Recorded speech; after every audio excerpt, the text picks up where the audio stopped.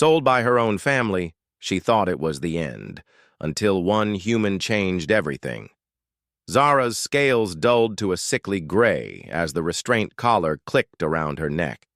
The Vorthak slave trader's claws scraped against the metal as he adjusted. The settings, ensuring her natural abilities remained suppressed. Behind her, she could hear her clutch mother counting the credits with satisfaction. "A fine specimen," the trader hissed, his serpentine tongue flicking out to taste her fear. "The mining colonies will pay well for a young Calaxian. Your kind are so durable." The words stung less than the betrayal. Her own family, struggling with debt after the war, had sold her to save themselves from creditors. At 19 cycles old, Zara had become a commodity, her life reduced to the value of rare metals she would extract from asteroid cores until her body gave out. The transport ship Void Harvester reeked of despair and unwashed bodies. Dozens of beings from across the galaxy huddled in cramped cells, all sharing the same hollow-eyed expression of the condemned. Zara pressed herself against the cold wall, her natural camouflage abilities useless against the suppression collar. First time? The voice was strange, not the usual clicks, hisses, or telepathic whispers she was used to.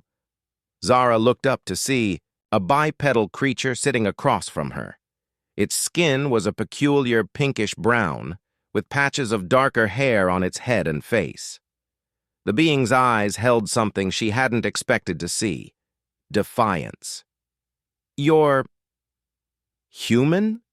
she whispered in broken, galactic standard. The creature nodded. "Marcus Chen. And you're Calaxian, right? I can tell by the scale pattern." He leaned forward, lowering his voice. "Listen carefully. Humans have a reputation in this part of the galaxy. Most species think we're weak because we don't have natural armor, claws, or psychic abilities." Zara's confusion must have shown because Marcus smiled, an expression that somehow conveyed both warmth and danger. "They're wrong. We have something else. Something that's kept us alive on a death world for millions of years." His eyes hardened. "We never give up." Over the following days, Marcus shared stories that seemed impossible. Humans who had fought off creatures 10 times their size through pure determination. Humans who had survived in environments that should have killed them instantly. Humans who had taken civilizations' worth of punishment and kept fighting.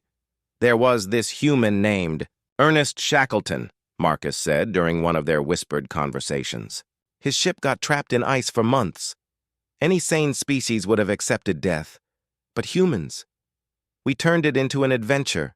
We survived, made it home, and then some of us went back because we liked the challenge." Zara found herself believing, not just in the stories, but in something she thought she'd lost forever: hope. When they reached the mining station Kepler 442b, the reality hit her like a plasma bolt. The facility was a nightmare of grinding machinery and toxic atmosphere. Calaxians were prized because they could survive the corrosive environment longer than most species, but longer was relative. Most lasted 2 years before their respiratory. Systems failed.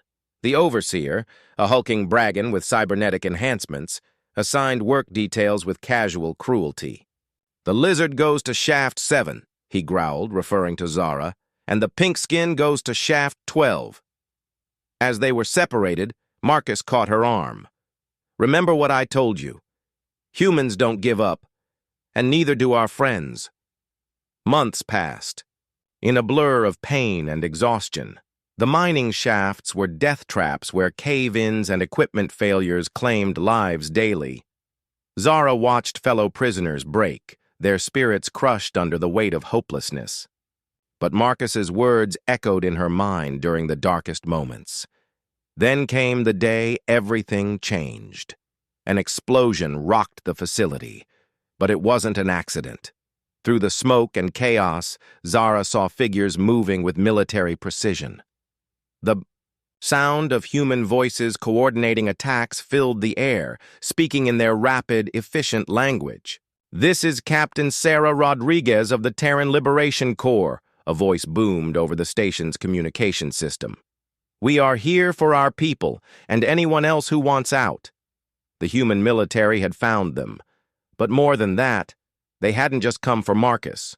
They had come for everyone. As Zara's collar was removed by a human technician, she felt her abilities returning like fire in her veins. Her scales shifted to their natural iridescent blue-green, and for the first time in months, she could properly camouflage. "Why?" she asked Captain Rodriguez as they evacuated the station.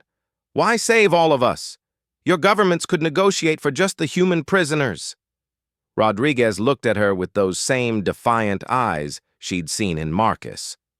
"Because that's not who we are. Humans learned a long time ago that injustice anywhere diminishes us all. We don't leave anyone behind." As the rescue ship jumped to hyperspace, Zara watched the mining station shrink into the distance. Around her, freed prisoners of a dozen. Species wept with relief, many experiencing kindness from strangers for the first time in years. Marcus found her at the observation deck. "Told you we don't give up," he said with that peculiar human smile.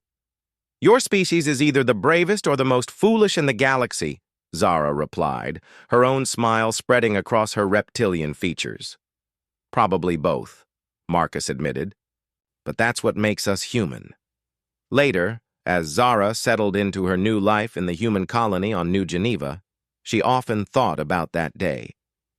She had learned that humans were indeed unique in the galaxy, not because they were the strongest or the smartest, but because they possessed something rarer than any precious metal, the absolute refusal to accept that suffering was inevitable, and, perhaps most remarkably, they had taught her that this quality wasn't uniquely human at all.